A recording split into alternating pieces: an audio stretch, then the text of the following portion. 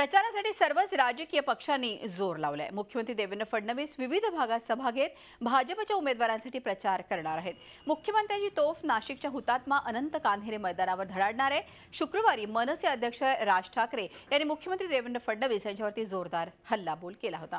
नक्कल करत राज ठाकरेंनी मुख्यमंत्र्यांवर तोंडसूक घेतलं होतं। आता राज यांच्या याच टीकेला मुख्यमंत्री कसं प्रत्युत्तर देणार याकडे सगळ्यांचंच लक्ष लागलंय।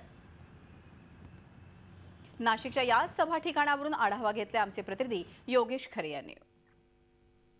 नाशिक महापालिकेच्या प्रचाराचा धुराळा आता शेवटच्या टप्प्यात आलाय। आज शेवटची मोठी सभा भाजपची होते। जागा एकच आहे, ठिकाण एकच आहे। हुतात्मा कान्हेरे मैदानावर आज मुख्यमंत्री या ठिकाणी संबोधित करणार आहे आणि पहिली सभा ही मुख्यमंत्र्यांची नाशिकमध्ये या मैदानावर असणार आहे। सर्वात मोठं मैदान म्हणून हे मैदान ओळखलं जातं। याची तयारी ही या ठिकाणी सगळी सुरू आहे।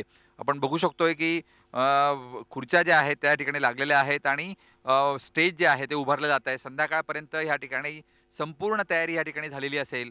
आज मुख्यमंत्री नाशिककरांना काय आश्वासन देतात याकडे सर्वांचं लक्ष यामध्ये लागलेलं आहे, कारण की अनेक मागण्या या नाशिकच्या मुख्यमंत्र्यांकडे प्रलंबित आहेत। नाशिकची विमान सेवा झाली, नाशिकचे अनेक उद्योगांचे प्रश्न झालेत, त्याचबरोबर बांधकामांच्या विषयीचा प्रश्न झाला जो आजकाल जास्त वादग्रस्त झालेला आहे।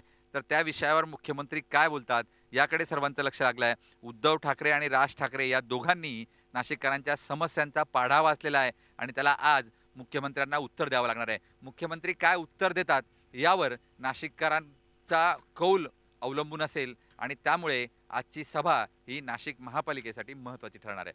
व्हिडिओ जर्नलिस्ट सोनू भिडेसह योगेश खरे, झी मीडिया, नाशिक। झी 24 तास रहा एक पाऊल पुढे।